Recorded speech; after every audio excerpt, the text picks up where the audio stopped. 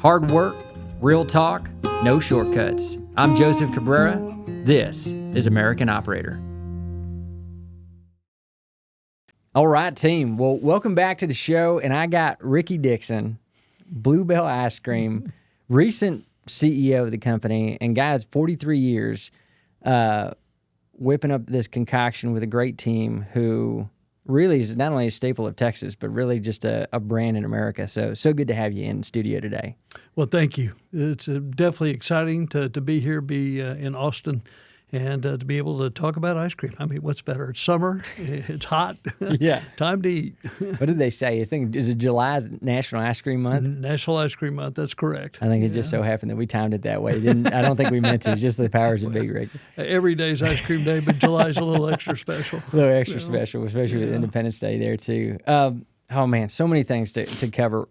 I'll kick off with this. This has been top of mind for me, and I think it's out of the fact that a lot of the current generation and even the generation I grew up in, 5 years at a place is a long time. Like, oh, man, you've been in that company 5 years?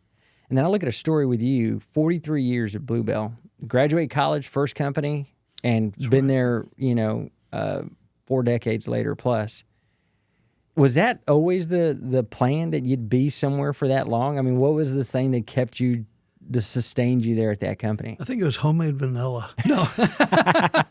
No, it's a great question. And I think that we maybe have seen a shift over this generation that you don't stay as long. I think back to my dad and grandfather, of course, both very iconic in how I was raised and as far as role models. And just that you work, as hard as you can to be the best you can be, whatever that position is, and you just, you stayed with it. But at the same time, deep down, I always felt like God had a plan and a purpose for me. I believe, that for everybody. And so being raised in a Christian family and with a mother and father that really instilled having a relationship with Jesus Christ and walking with Him, that was my goal coming, from high school into college and then finding that career. I will say probably like a lot of students that are either in high school or college, what is next? And so you change your major 100 times. I changed mine a few times just because of some of the courses I didn't want to take. The major looked great, but I just didn't want to necessarily, accounting was never my strong suit. And it's ironic, running a company. Good CFO is a key to that chemistry. Hire.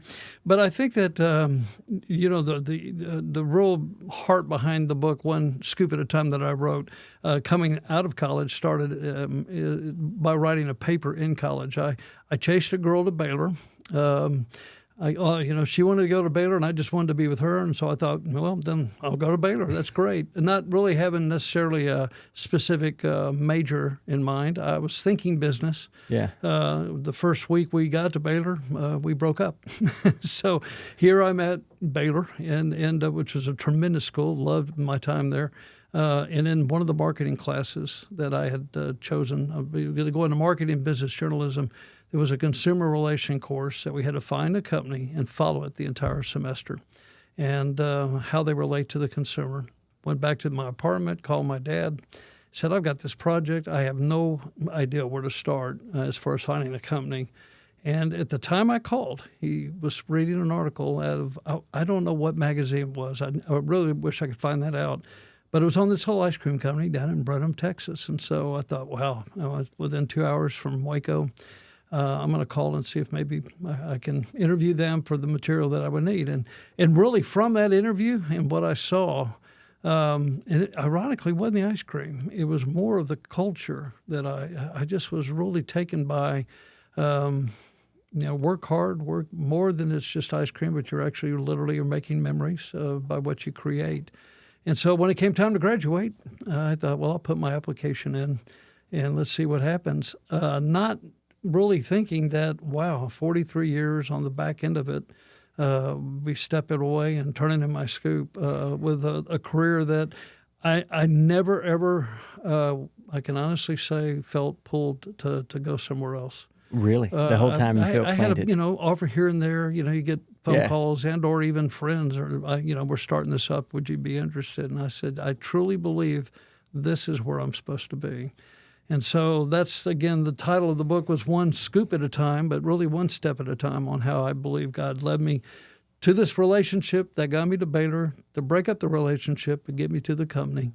And throughout the journey with being at Bluebell, a lot of the employees would say, I've never had a bad day. Well, there's been a couple that I would say that have to maybe fall in there, but you can't have homemade vanilla without Rocky Road, right? So we kind of talked about, but at the same time, I landed in a place that I truly believe that God placed me, and so from that point on until I felt like the door would shut and then something else would open.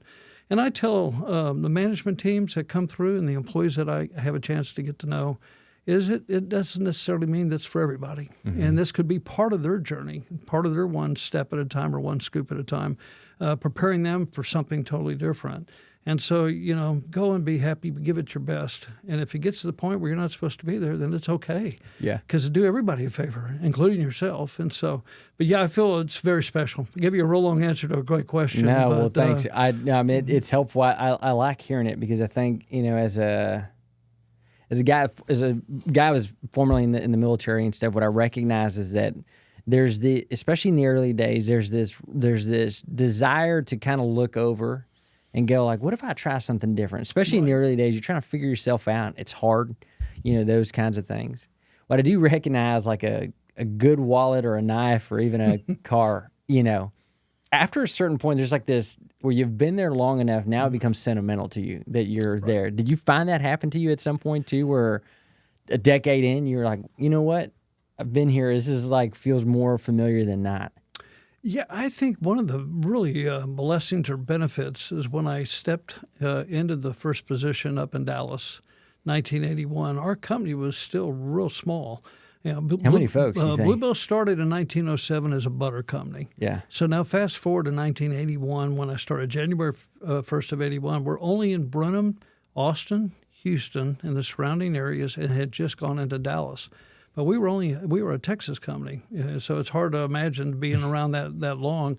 But things were really starting to happen, and so I think I caught the wave at the right time, and I was able to stay on my surfboard all the way because it was exciting. And so from Dallas, a year and a half, moved to Fort Worth. A year and a half after that, San Antonio for 5 years. You're just opening these markets? I mean, we're going, and again, being very blessed to say, hey, would you be the first to take Bluebell out of state? We moved from Oklahoma City to Tulsa to Kansas City to Tulsa, and then eventually the last 20 years I spent in the corporate headquarters. But I think that, going back to that work hard, is if you're working for the Lord and the very best you can do of what you're doing, doors just continued to open, which helped in that process. Yeah. Patience is the toughest thing for anybody along the journey. And I think that, you want to be patient because you're being molded and shaped in a way. If I had pushed maybe harder or wanted things a little bit different, I may have missed on some of the lessons that I should have learned. But again, looking back, I couldn't be more pleased to say that it was really exciting. It was hard to really step away, even after 43 years. But I just felt like at this particular time in my life, as I'm hitting the retirement age, there was still some gas in the gas tank that I wanted to be able to go out and do some things, like write a book and go on and doing podcasts. You just never know what God has in store. And I really think it's the next step or the next scoop, per se. Yeah, I can appreciate the resilience you've had kind of doing those things. I think one of the things that come to mind as I'm thinking about your journey and just also for the folks tuning in, a lot of patience is also required, like as a leader, to run these companies, to include sometimes like not overreacting to a decision or getting to a solution very quick. It's probably no secret that a lot of owners and leaders of organizations are fixers, they control freaks, if you will. Absolutely. What kind of patience have you learned in that arena of, especially as you started getting into the upper levels of management there and then running the company, just about like taking your time with the decision? Because oftentimes it doesn't always seem the luxury when you're in it. That's a great question, and I think the beauty of that question really came with the people that I was working underneath. The president of the company, the Cruzy family, they took the company over in 1919. Man, get my dates. It's hard. We're getting further away from when it was. But the three generations of the Cruzys that ran it were very, very patient. You know, to want to be the number one of anything is usually your goal, and yet at the same time, that never seemed to be our focus. Our focus is to be the very best we could be wherever we were at, but don't get ahead of yourself. There's some things that we could do today. We could go nationwide. Today we're only in 23 states and about 36% of the shopping market. So there's still a lot of America that we're not in. Yeah. But at the same time, we want to make sure that where we're at, that the product is what, you know, when someone buys Bluebell for the first time or goes back to that favorite flavor that they've really been counting on, that it really meets that expectation. And so patience is critical. And yet at the same time, what I saw is, why try to get there and try to be the very best, the biggest overnight and have that such a short-lived period of time when you can take it one step at a time and still be very, very successful. I heard a lot in my career, but I'm finding that it's not a popular saying, which I was a little surprised because I've heard it so much, but it's a cinch by the inch and hard by the yard. Oh, interesting. And yet we were just kind of instilled a cinch by the inch, hard by the yard. And so you might have been the first one to tell me that saying. Is that right? Yeah, I might have never heard that. You want to grow. You don't want to stay stagnant, and you want to do things in a way that not only keeps your, I don't want to say the brand, but you want to keep real. You want to keep relevant. But you don't want to do it at such a pace that you overtax the machine, or you run production so hard that they can't keep up, or you have to start making decisions on quality that you don't want to have to make because you're outpacing yourself. At the same time, you don't want to just stay stagnant. So there's a balance there, and so. At Bluebell, we would slowly move into the next market as it would take us kind of the ripple effect. So if our product's in Lake Charles, Louisiana, the next thing you know, Baton Rouge is hearing about it. So you go to Baton Rouge and so on and so on. And so the consumer has been our greatest friend. They've supported us, and they've also been those that have been out on the forefront saying, when are you coming to? And believe me, we wish we were everywhere. There's a way to do that, but we still make everything. And from making all of our product, putting it on our own trucks and taking it to the supermarket, and that's not done near as much as what it used to. Yeah, that's rare, right? Like the company itself actually stocking those shelves and stuff like that. That's not a... Well, it's a cost involved, but it's direct store delivery is what we call it. Yet the product, it starts really melting around 0 degrees. A lot of people think 32. Well, no, it totally melted 32. It hits the carton at 21, and that's soft serve. So you really want to protect it. It's probably the most delicate product in the grocery store when you really look at it. Fascinating, yeah, because we kind of take it for granted. Yeah, you know, it's in the freezer aisle. I can just grab it, and it's resilient. But you're right. Especially in this Texas heat right now. Absolutely. I bought a thing of Bluebell homemade vanilla recently, and it was only a 5-minute drive, and I swore that thing was half melted by the time I got back. That's just it. And if you warehouse it, not that it can't be done, you just have to, really produce it in a different way to make sure that it doesn't melt so fast or it changes the complexity of the product, the texture and the taste. Yeah. So there's a lot that goes into it, but patience is critical, I guess, to come back to where we started, and that is you want to make sure that we have a saying that we want to meet the expectation that drives the passion. Consistently meet the expectation. Meet the expectation that drives the passion. That drives that passion. So when you get the call from a lady that's in, Tupelo, Mississippi, or up in Kentucky, or over in South Carolina, or right here in Austin, Texas, and said, I just bought a half gallon of pralines and cream or butter pecan. And boy, it's exactly the way I remembered it. Really? That's what you're after. That's what you want. That's what you're after. You want to be able to consistently meet that expectation. Yeah. It's Ricky, like it strikes me as something that in the rear view mirror, it seems like, of course, that makes sense. And that growing little at a time, but still growing, but just making the right calls and letting your kind of bellwether be something that kind of determines how you do it versus little fire, let's douse it with gasoline and blow this thing up, even if it is, somewhat toxic and like all those things. Why do you think it's so human nature to do that, though? Why is that restraint so uncommon, it seems like? I think that kind of a little bit of what we were describing is just when you see success, you want to capitalize as quick as you can on it because you think maybe tomorrow won't be there. And or, well, man, if this is happening now, let's just, go as hard as we can, and I've heard other ice cream companies say we want to be number one in the nation, number one in the world. And there's nothing wrong with having the expectation of that. But at the same time, I think that you somehow, if you focus strictly on a number, you can do things that aren't necessarily good for the product, good for the company for over the long period of time. Mm-hmm. And so, when they asked me to take over in 2017 as president, it was my goal to, when I did finally step away, to be able to hand that baton with the understanding and expectation that really 30, 40, 50 years from now, we will then be at that whatever level in that length of time. I think that we've seen a lot of companies, they enjoy that success, and then they either get bought out or someone takes them over. And so you flip a company per se. Yeah. And again, there's nothing wrong with that if that's what your goals and expectations are. But the Cruzy family, when I say the ones that really created the homemade vanillas and the cookies and cream, Howard Cruzy and Ed Cruzy were the two brothers. They wanted you to just enjoy a bowl of ice cream at night. And if you wanted to get a little bit more, it was okay. Yeah. It was just kind of a simple philosophy.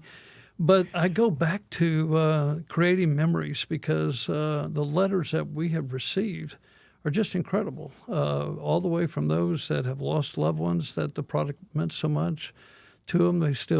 We have celebration. We had one family, have it in the book, but they came up, their matriarch, the granddaddy of the whole family loved lemon ice cream. And we don't have lemon ice cream out very often, but we do have it in our parlor. And they said, we're going to bring a family reunion to Brenham.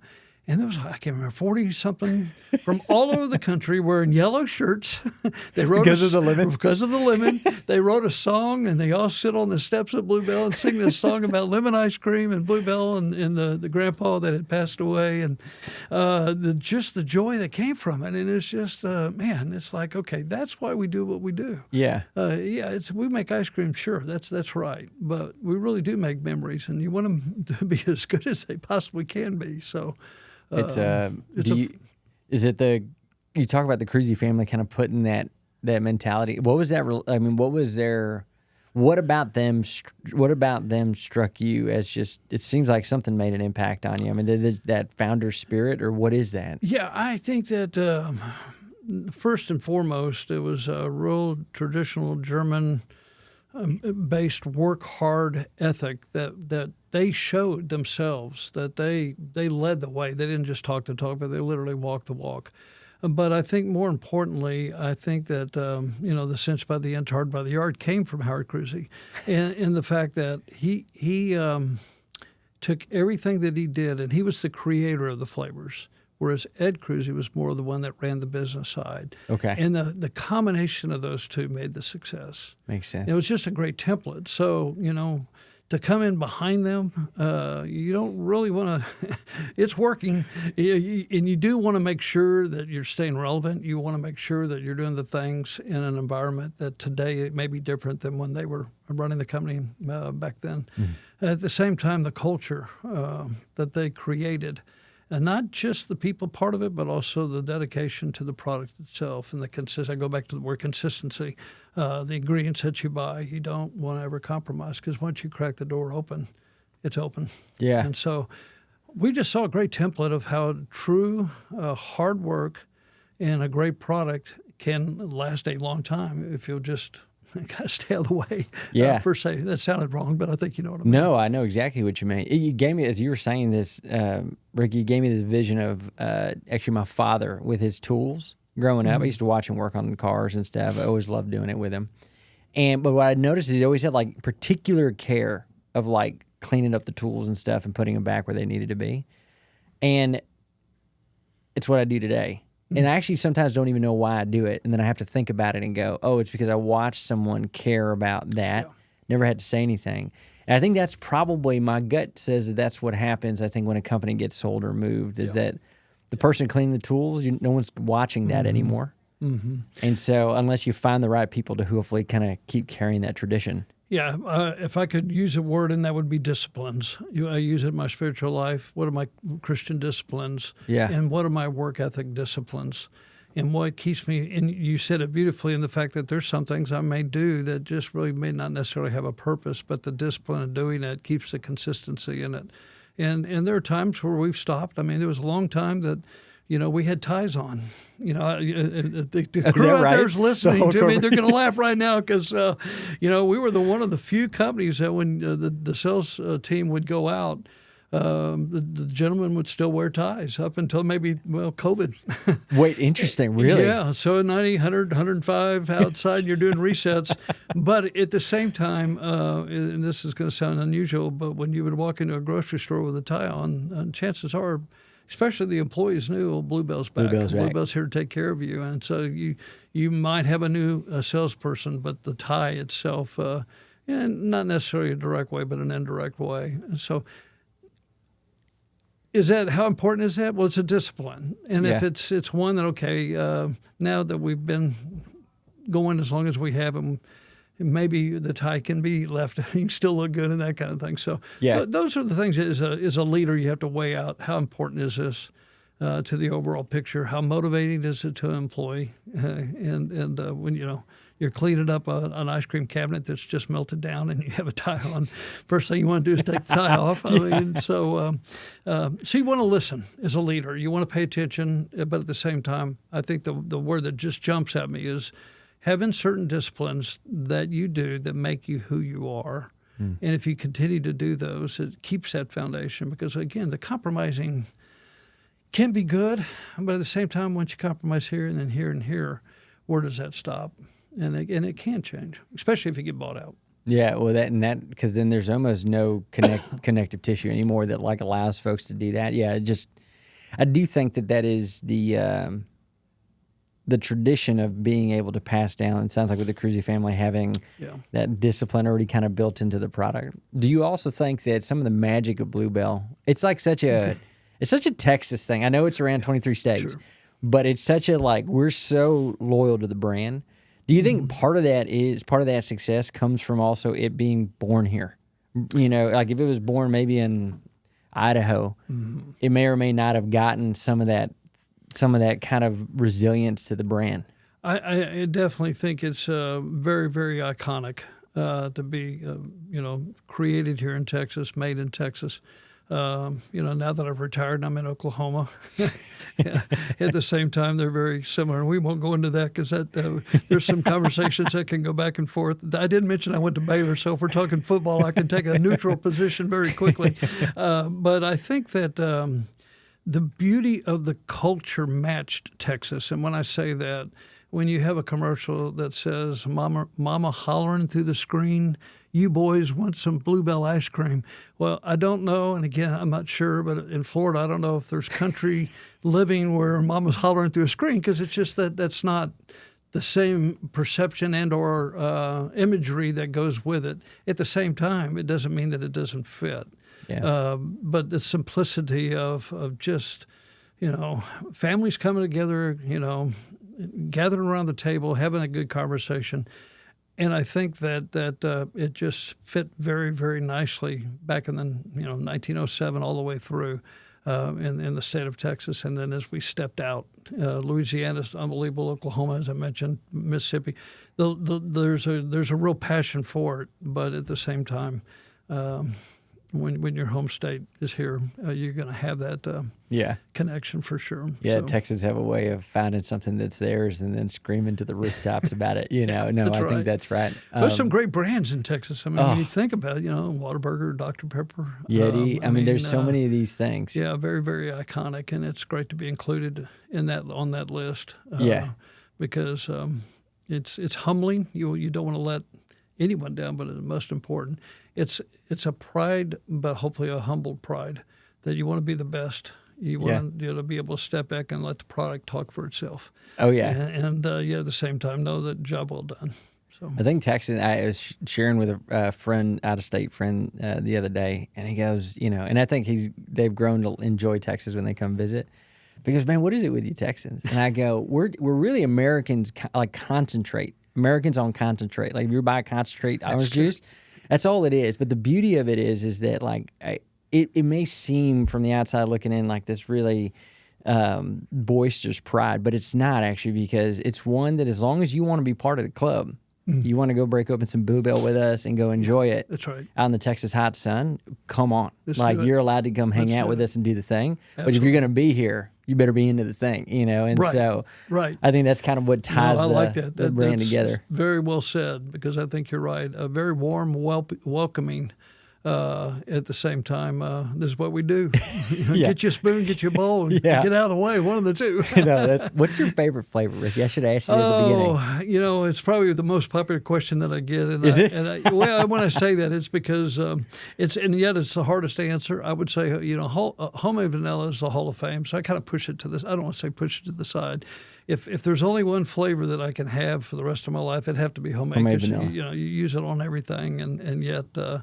Not just milkshakes and pies and cakes, but just by itself is unbelievable. Yeah. But I rotate. Salted caramel brownie came out. You'll love this. A couple years ago, just phenomenal. The little brownie piece was just. I'm telling you, ice cream's good too, but man, that brownie was incredible. And then this year, I'm calling around. I'm not there anymore, so I'm the guy calling. Where's the salted caramel brownie? Yeah, when's it coming back? And they said, well, I don't think it's coming back this year. And I said, I'm gone for 1 year. Place falling apart. What's going on? But at the same time, we've had some really, really dynamite flavors that. You pivot to. You say, well, if we can't have that, then we'll pivot over. But some of the ones, my wife's favorite flavor is chocolate almond marshmallow. Oh, really? And we haven't had that for probably 10 years. Yeah, I was going to say, I don't remember the last time I've seen that one. She begs and pleads, and I said, baby, it's just, it's a team that does it, but there's some, mine is, we made a coconut fudge ice cream. It tastes just like a frozen Mounds bar. Really? Coconut fudge? Unbelievable. Really? Is that out now, or is that not? No, it's another one, and it's funny because people say, well, how do you make the decision? But we'll have a flavor out for a period of time, and depending upon how well it does and it's accepted, we'll reintroduce it or bring it back. And coconut's one of those flavors that either you really like coconut or you really don't. It's not one that just there's no in between. Yeah, chocolate, vanilla. I mean, all those usually are pretty universal. But so I'll do my phone calls and I'll do my asking, but they're always trying to create, and which is great. Yeah, and come up with new ideas. Yeah, I dig it. Yeah, switch gears a little bit on thinking about it. Probably leads us into your book here, especially when you're talking about the fear to the faith part. Yeah, storms, I think, in a company, and it's part of the job. I was sharing with a leader the other day that the reason we get put into the seat, or the reason you earn the right to be in the seat, is not because of the fancy stuff that people think. It's for the times when the ship goes sideways, or when you have a storm inbound and you got to navigate the team through it. Yeah. Any personal philosophies that's just kind of helped you? Imagine 43 years in a career is going to give you storms and wins at time. Any things that you've kind of held on to as principles to just kind of help you and then your team navigate through those tough moments? Yeah. Great question, and one that is, I want to say, common, unfortunately, but at the same time, if you live very long at all, you're going to have some storms. It's really the storms, though, and looking back, I was asked the question, if you could remove any one storm in your life, what storm would that be? Oh, that's good. And I thought, wow, that's powerful. And yet I was having a hard time coming with a conclusion, because each storm that I've been through has helped put me where, at the next step. Or you'd have to give up the wisdom, right? Yeah, exactly. We love the mountaintops, but they're usually the smallest of the journey. Climbing up and climbing or coming down is really where you're learning the most. And of course, the valley is what we're talking about. But from my own personal life, I mentioned my faith, and from a spiritual standpoint, having that relationship with Christ and being prepared, I think. And so from a daily discipline, I'll go back to the word of having scripture pillars that I either gravitate to, or especially when the clouds start forming. Let me go back to the truths that I really hold on to, the anchors that I can put my anchor into to hold, because here it comes. I think of the story in Mark, I think it's chapter 4, where the disciples get on the boat with Jesus and they go across, and he goes, I think it's the back of the boat, and he goes to sleep.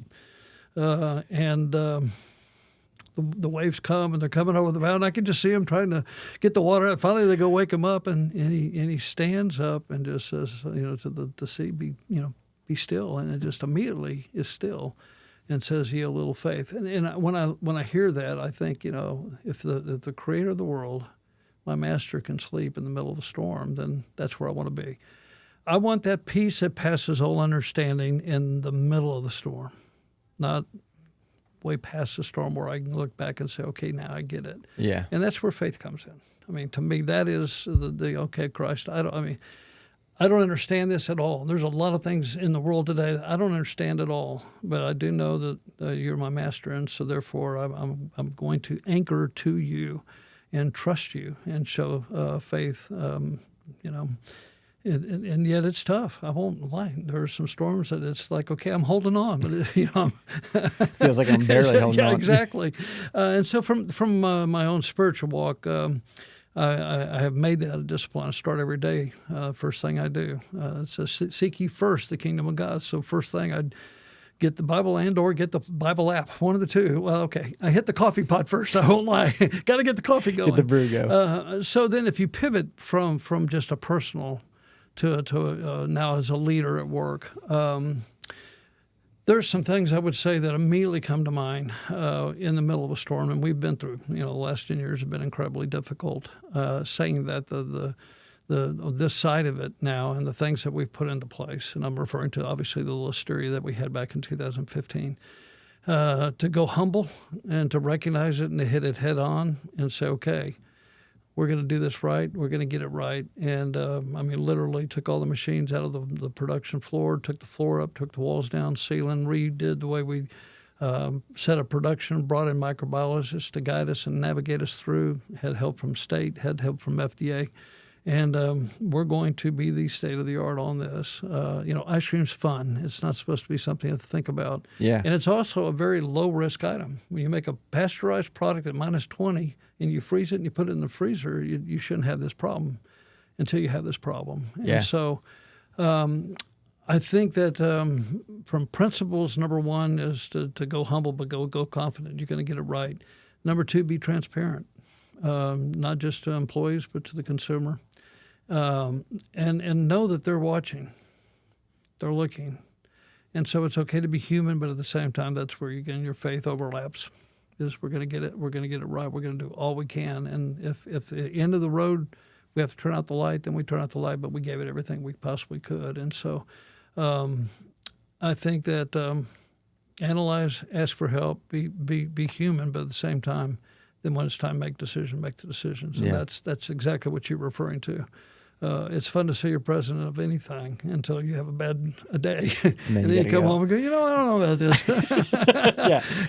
But God has blessed my life and my family and even with the Bluebell in a way that the anchor, again, I go back to, that even in those tough days, and there were many, to say, look, I'm gonna hold on because I trust and believe in you. And so I think there's that combination. I don't know how people do it without faith, to be honest with you. But kind of hard to find something to hold on to. And I think as I'm sitting here next to you, I had the just fortunate gift to be able to talk to great folks all the time. But I always like recognize just how human they are. Like there's just a humanity to them that I think oftentimes, for better or for worse, when you're kind of in the seat and the folks who work with and around you or your clients or your customers, oftentimes kind of almost there's a superpower they put over you that you should have the answers. And I think that definitely doesn't remove the responsibility of making the call and making the decisions and doing the things that you're there for. But the one thing that I do think is kind of some of that empathy, that you got a human that's going back home, talking to your wife and going, oh my goodness, I don't know what to do today. Even if I was the smartest person in the world right now, what do I do? Do you find that was it, especially as you try to help your team and the leaders that report into you about anything? I mean, even as something as like a sales target that didn't get hit or whatever the case might be, how do you permeate that level of individual confidence, that humility but confidence in them to be able to make the right calls? Because I think that's often where folks suffer. It's like, okay, I can maybe work on myself, but how do I kind of acknowledge they're also human while also helping to move the ball forward? Absolutely. And it's a great question. And I think you're really hitting right on it. Even if we rewind just a little when you go home, I love that, because when you have 3,500 employees, and that's approximately what we had during the time, and I think we have a few more now as we continue to grow. That's a team. The magnitude of looking at walking the floor and looking at them in the eye and seeing the emotions that go along with not just the good times, but the tough times. You can't help but just want to be the very best you can be, and to be able to show that, look, I have the confidence and truly believe we're going to make through it. But they hear you a lot more by what they see than what they actually hear come out of you. And so I think as a leader, that's something that we have to be very mindful of, is they actually see you before they hear you. And so what you're saying, if it doesn't match necessarily the direction as a leader, how you're leading, it can get messed up, and or they can lose that confidence. But I think second half of that, I think, again, you nailed, and that is to have good people and then trust them to do what they do, because they're specialists at those levels and or in position. So if it's your production manager, or if it's your marketing manager, or if it's your PR team that's going out with a message, or if it's whatever it is, all of us are smarter than one of us. All of us are smart. And I've heard that, again, another phrase that's used. And it's okay as president and CEO to get all that information, because the more information you can be brought in, then you can make that tough decision a whole lot more effectively. And there are times where you may have a split room. You may have half the room going one direction and the other half going the other. But at the same time, you want to make sure that you've given them the confidence to go out and be able to speak their mind. I've had some, I have no problem saying I've had some managers that were 50-50 on the same page, just different philosophy, different management style. Yeah. But I loved talking to them, because I always got a different perspective. It always, like, I never thought of from that angle, or that whatever their perception is, even though if they didn't know the whole story, because it was real, and they felt the confidence to be able to approach me. And so, the trade-off would be, you can come in and talk and tell and share anything you want to, and just know that I'm going to give you a full 100%. But just know then when you leave that I'm taking it in, but I'm still going to be making whatever the decision might be on the best interest of the company, not for me, but for the company. So when you see a team member struggling, and there are times that they don't have that confidence, it's real important that you support them and listen to them and say, okay, how do we get you back to where you need to be? Because they are leading, and then that team that they're leading is leading. I mean, it just trickles down. But the key to that whole thing is leading. And if you do it together, you can be very, very successful. Yeah. And it's would you say it's constant work? Constant work. Yeah, I think there's a natural inkling to want to, in addition to grow like a weed, which isn't always healthy, there's also an inkling to like systematize leadership. How do I make a thing or an alert that you get so you can do a thing? And that you need those. But I do find that, I mean, heck, any week that I feel like myself or a colleague of mine who's running a company is just having you could tell, catching up for dinner on Sunday or Saturday, and they're like, man, that was a week. But I love when we get to smile about it and go, but that's the job. Yeah, right. It's also the job, to keep things moving, because humans are complicated things, that you got to keep going. We all approach it differently. Yeah. So I have found, and it's not to be critical on either side, but to manage people is in itself an art. And so when I say that, you may be very, very gifted at a talent and or trade. You may be a tremendous engineer. You may be a tremendous operator, whatever it might be. But managing people is different than to actually be doing the actual work. And so we've had some great employees that should move up. And yet, by moving them up, puts them into a position where I'm now out of my level of expertise and my sweet spot. Yeah. And I'm managing people that I'm not very good at, And so now I'm miserable and they're miserable. And I've tried to even recognize some of those and the fact that say, look, I think that you could move up if that's something that's in your desire. And I think you need to know where your leaders want to go. At the same time, if you're happy where you're at, I think you still should be rewarded, because some of the reason you want to move up is whether it be pay or whatever the title or whatever. But if you're homed in and some of them, look, I'm perfectly happy where I'm at, then you still take care of them, I guess is what I was going to try to say. Yeah. But leading people is I won't say it's an art, but dealing with the different personalities, and we all don't think alike. So to be able to hear and listen is just as critical. In fact, listening's just vital to being a good leader. And that way, then you can take what you're hearing and be able to navigate it in a way. There's not a cookie cutter approach to leading everybody the same way. No, you're right. And even on this, even group of folks that you would think, a group of engineers who you think all would think the same, they do not. Yeah. No. It's very, I imagine it's like with kids, you think they're all coming from the same two people, Isn't but that yet the truth? they're all different. I think it's interesting when you think about like how as a leader too, you take care of yourself. I do appreciate you sharing the kind of the personal disciplines that you do have. I find folks that do the job well, or at least they're truly invested in the craft of leading folks and running things. They seem to be really committed to these individual disciplines they do in the day, so they can show up the very best. When did that click for you that was important to do if you were going to be the very best leader for your people? I think I had to have gone all the way back to early on, even in high school. And you've been that way for a while then. It was again, I go back to my dad, and really both my dad and grandfather. They were my go-tos. I call them my wisdom go-tos. My mom was my prayer warrior. My dad was my wisdom guy. But he really instilled. As simple as mowing a yard. I mowed this. An uncle that lived down the street, I mowed his yard. He was going to pay me by the hour, and I realized after a couple of times it takes me an hour to mow the yard. So there's not necessarily your natural instinct would be to try to stretch it as long as you can to make as much as you could. And again, it was instilled, well, why don't you just be the very best? Mow it the very best. Don't worry about the time. And if you get through early, you get through early. Yeah. And so instead of instead of walking to get the extension cord to do the weed eating, I'd run. And let's get it going. You go enthusiastically. And it was like the third time I did this, my uncle came out and said, why do you run? I'm paying you by the hour. And I said, we got a job to do.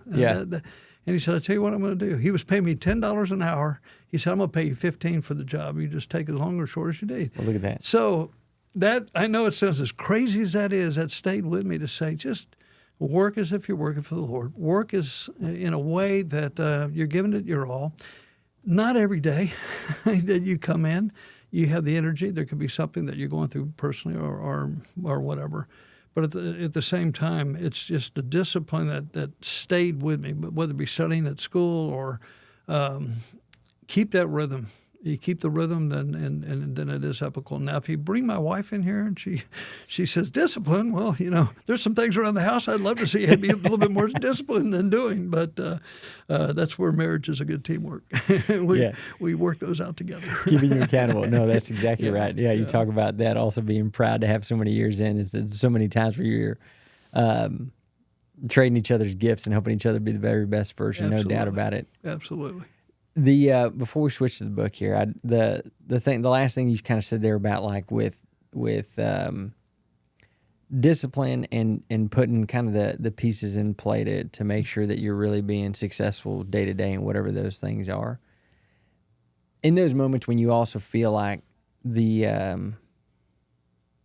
inputs coming in, especially in the job, and I think about a lot of folks that are getting in for the first time. They're getting in this role of owning a company, leading a company, starting one, all those inputs coming in at once. Do you have any helpful pieces of wisdom about how to handle the massive inflow of things coming in all at you and the natural inkling to want to try to solve them all? Do you have any things that you go back to about how you negotiate that? Yeah, I think you do have to be careful that you don't try to be everything to everybody. And so I look at that again as a process. You need to be building that through the process and not just wait till all of those things do come in. A great leader, again, empowers and or places in position someone that can be there to be able to answer and have the confidence whether it's right or wrong, to be able to support that. And so obviously the quicker you grow or the faster you grow and the number of people that you're managing, you really do need to rely on others to be able to take some of that burden off of you, because you can't be everywhere at the same time. And so I think that the more confidence you can instill, even excuse me, all the way to the route salesman that's out in the store putting the flavors he feels like are going to be the best for that particular store. You want to empower them to make decisions. You want them to feel like, this is my pride. This is what I do. And if you mandate everything to them, they lose that individualism. At the same time, you have to balance it with the culture of, this is why we do what we do. Yeah. But, yeah, probably the hardest thing is when you lose someone that's your right-hand person that helps in that manner, and all of a sudden it does fall into your lap. And now you are trying to juggle not just your own set of balls in the air, but now you've had more thrown into your lap. But it's preparing as you take those steps. Try to live for the day and get through the day, but also be preparing for what's going to come tomorrow. So is that stuff that jumping into the book now, are Sure. these, I'll back up here and ask, I find that folks come at a book for many different reasons. I'd love to get Ricky's reason for doing it. And then if someone were to dive into it, what are the things they would get from it? Or what are the things you'd hope they get from it? Well, it's a great question. And I tell you, honestly, as I was getting to the end of the career in the company and the board of directors was going through the process of making the decision who would be stepping in once I did retire, I got a phone call from an individual who not only publishes, but really helps you navigate a book. And I never will forget, I was talking to her, and she basically said, have you ever thought about writing a book? And a lot of us have thought about a lot of things. And yeah, I've thought about writing a book. And she said, well, if you're really going to do it, you need to do it now. And I said, well, I was thinking about doing it once I retire. And I will never forget what she said. It stayed with me to the point where it pushed me. She said, you don't understand, when you retire, you're going to become irrelevant. It's exactly. Sorry, I'm laughing because it's such an intense thing to tell somebody. Yes, you're going to be. And I'm thinking, okay, I'll show you. I thought, that's a great motivator to say, okay. But it was a spark that really did. I was at a point where this would be a perfect time to take the information that I have. It's a fun book. Every chapter kind of stands on its own. One scoop at a time. It really is that. It's my journey, one step, or again, how God led. But it talks about how we create flavors and how we pick flavors. It talks about how ice cream's made. But when you really courted the book, and the subtitle is Stories and Lessons Turning Fear into Faith. And so that's the heart of the book. And so I tried to share as best I can some of my own personal journeys, some of my wife and myself on some of our adventures together, but in a real fun way. But they all came back to a place that you could, again, put an anchor into. There's some scriptures pretty much on every chapter that I kind of incorporated in. But it's kind of a snapshot of the 43 years in a way that's fun. I've had some great feedback from people that said, 1 minute I'm laughing, the next minute I'm crying. And there's some chapters in there, some really touching stories on how the impact of the product had on. I devoted a whole chapter to a lady whose sister was dying of cancer, and she was panicking because the hospice had just been called in during the New Year's. And she wanted to have homemade vanilla cups at her sister's funeral because that was her last wish. Wow. And I won't say any more, but the process that went through, and then the story hit Facebook, and how that story exploded all over the world. I mean, it's in like 14 different countries, and it brought back home to me that of what we do really does have an impact, and so much more than ice cream. So that's the heart of the book: Stories and Lessons Turning Fear to Faith. How I was able to find peace in the middle of a storm, but at the same time, like I said, some real fun stories that I enjoyed writing. Growing up with the family, some of the little things in life that helped me make those or develop those disciplines and or anchors. And it just flowed. We started in like mid-September, and we had it done by the end of the year. Had it. Oh, really? Yeah, it was about, I don't know, three and a half months. I thought when you write a book, Yeah. you send it off. Okay, thank you. And then one day it comes in the mail. And it's done, yeah. Yeah, I think it was 4 edits. And then you have to create the cover, and then you have to get the endorsements, and you have to read it and reread it to make sure that it's what you want it. And so it was an unbelievable process.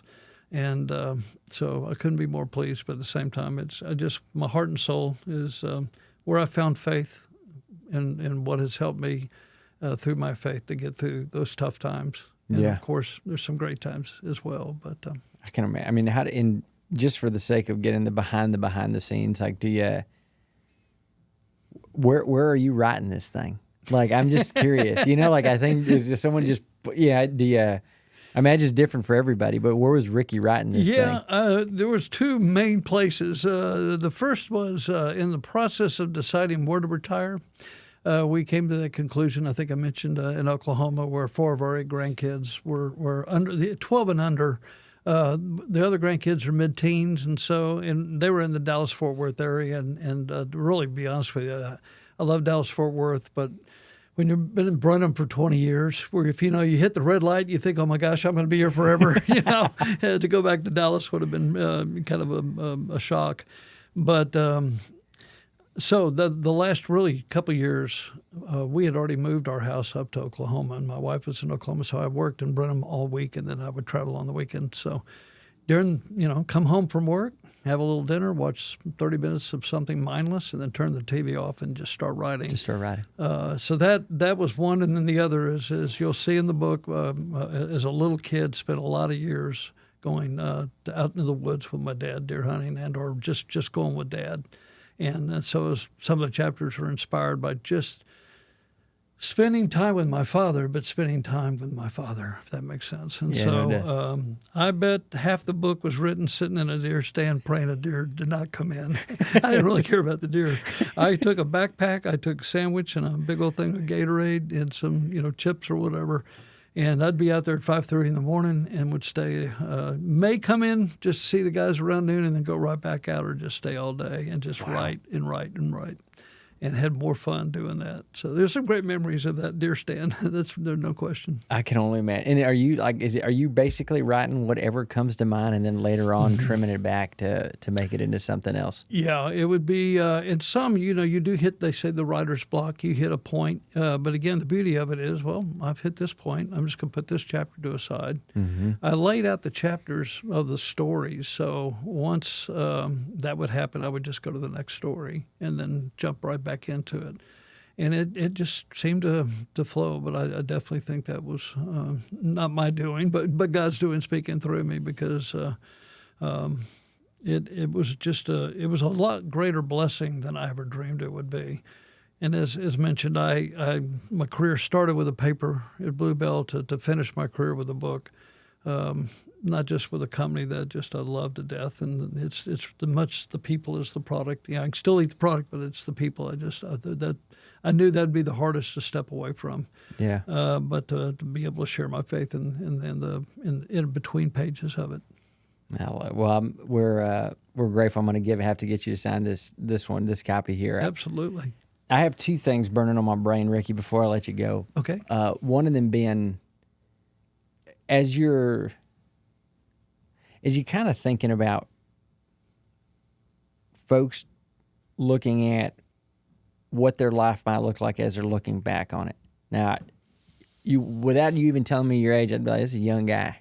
15 years ago, probably graduated from high school, whatever. But whatever it might be, I recognize you have some time to reflect back. Yes. What would you tell folks out there right now who are just trying to find something to commit to, whatever it might be, or they're trying to chase that purpose or that passion? Yeah. Just like, what would you tell them right now about the feeling you have right now? I mean, imagine especially after doing a book, there's probably a really good feeling, generally speaking, about looking back on the things that you've done.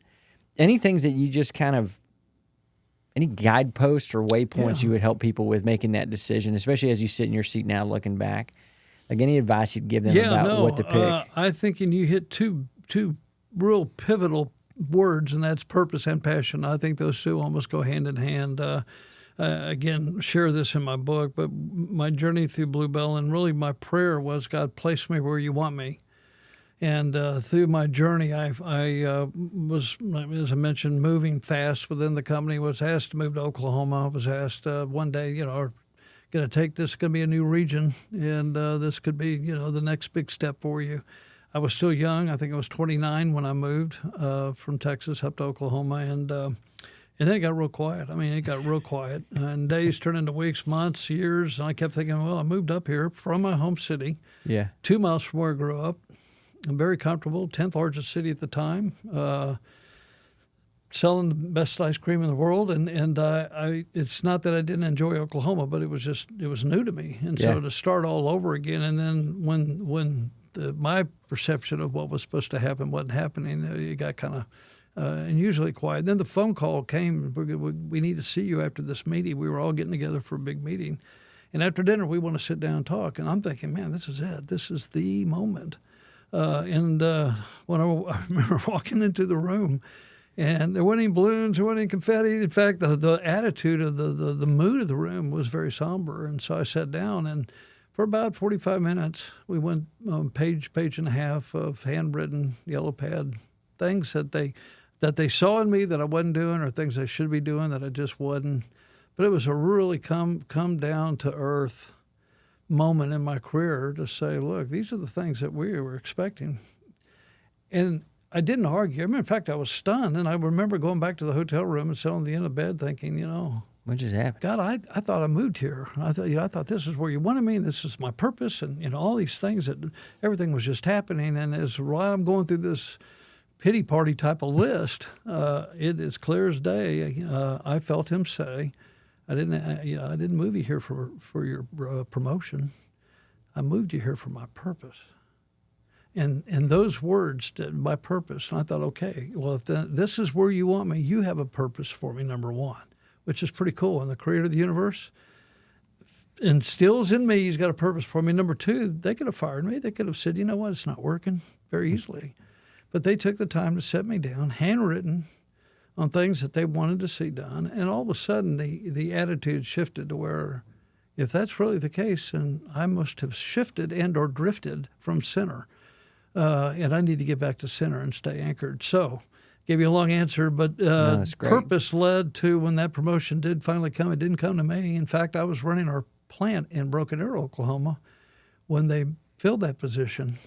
So now I'm running the plant versus what I thought was the reason I'd gone to Oklahoma.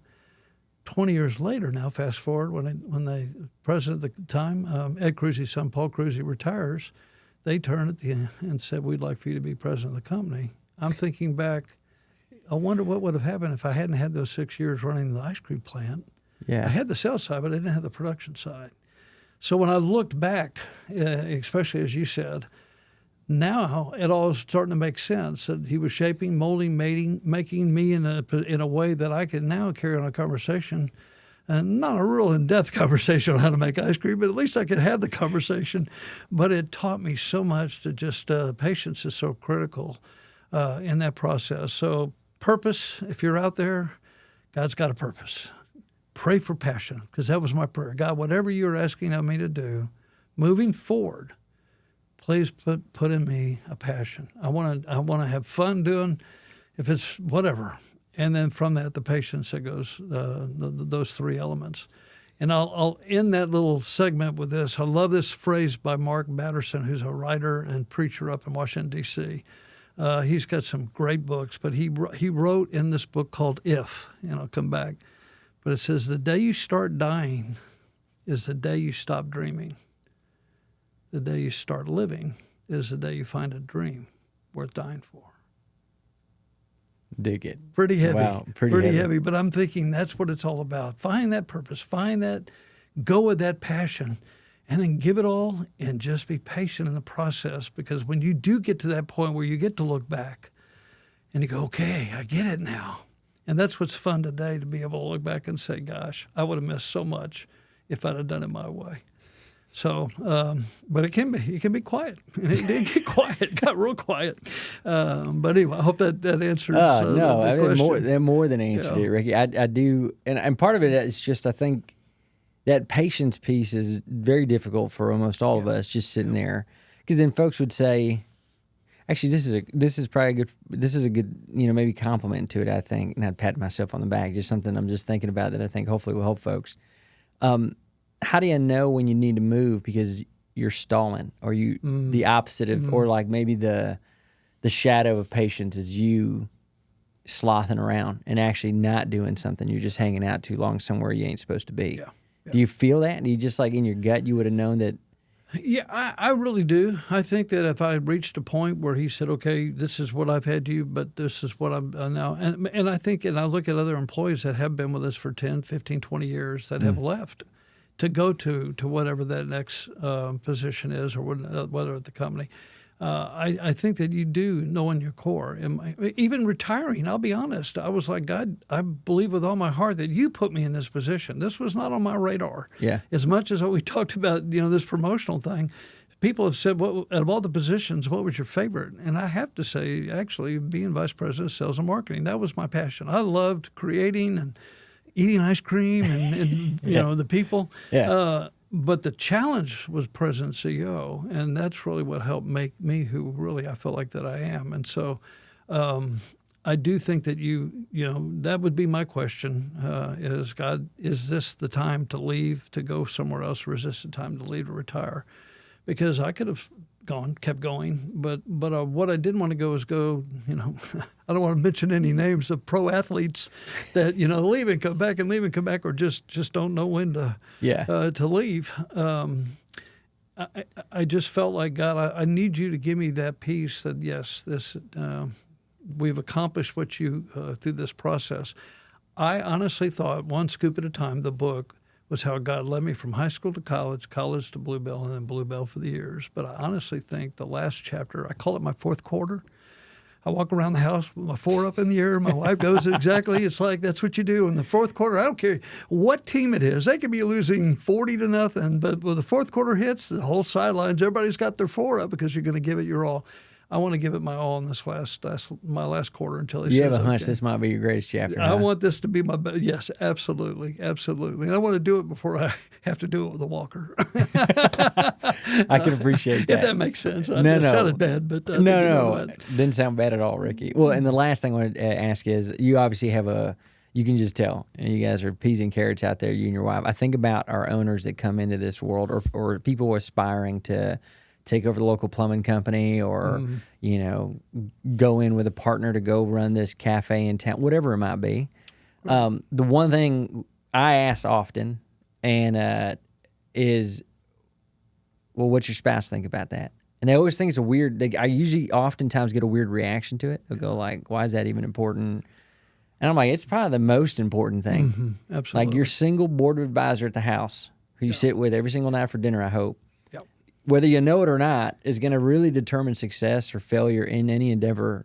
More than a lot of the other things you think, more than your education, and more than like the right employees you have on, whatever it might be.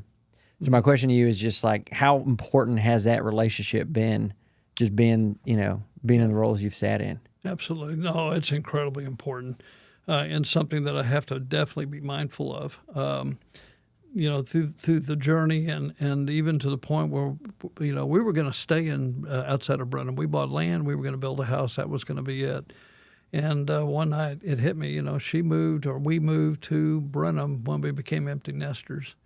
And for 20 years, she's been right there. She's not complained. She's not said when we're going back or whatever it might be. And I remember walking in one night and telling her, we're moving back to Oklahoma City because it's where you need to be. Now I'm going to support you in this last. I can do whatever from wherever. Yeah. But that sounding board, they know who you are. You may be something at work, but they know you better than you know yourself. And so I have learned to be very. Hopefully, she won't watch this podcast, but you want to be able to listen and be able to hear what she's saying. As I mentioned, employees that may have a different opinion. Yeah. Your spouse is the most critical, and as a partner. to be successful. It's not about profit. It's not about what you make. It's not about what you drive or where you live. It's to be the very best you can be, and that is whether it be in your relationship with your spouse, of course your children, but also to be able to listen to them because they've stayed, quiet, or they're in the sidelines, or those early mornings or late at nights. They're having to juggle a lot of things that, as important as I might think that I am, that's every bit, if not more important. And so I appreciate that question because I know that when we ask people to move, we're going to open up a new market and we'd like for you to go. If they say this isn't the right time, I said, well, then definitely don't go. Yeah. Because that element of going together, and it's scary to begin with. But whether it's the spouse has a position or the children are in high school or whatever it might be, you need to really be careful because promotions aren't everything. And I actually admire them from standing up and saying, this isn't the right time. I'm going to keep giving you everything, but this isn't the right time. So anyway. Yeah.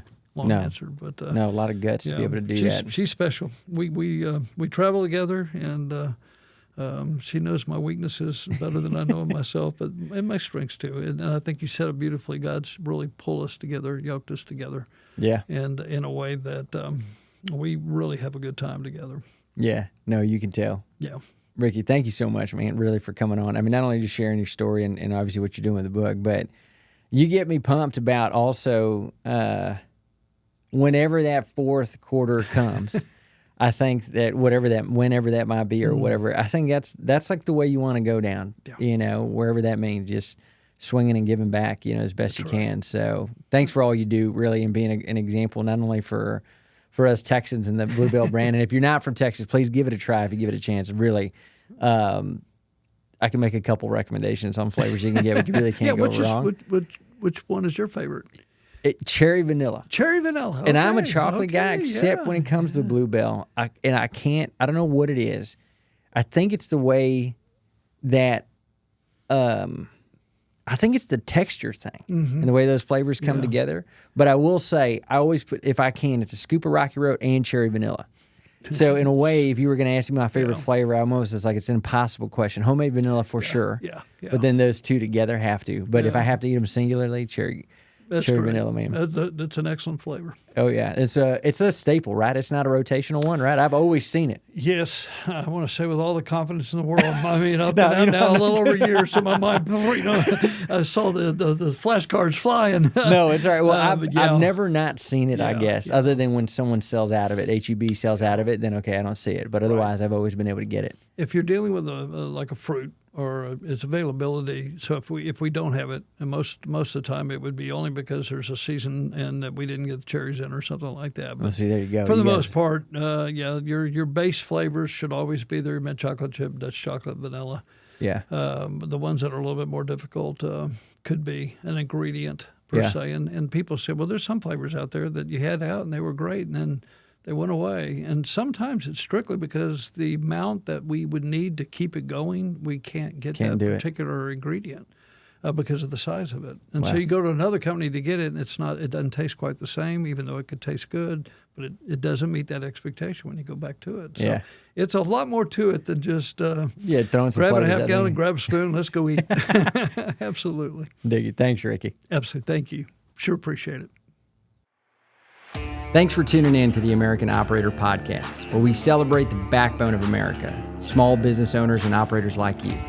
If you've enjoyed today's episode, be sure to subscribe so you'll never miss out on more of these stories and insights from people who keep our community strong. Until next time, keep building, keep operating, and keep America moving forward.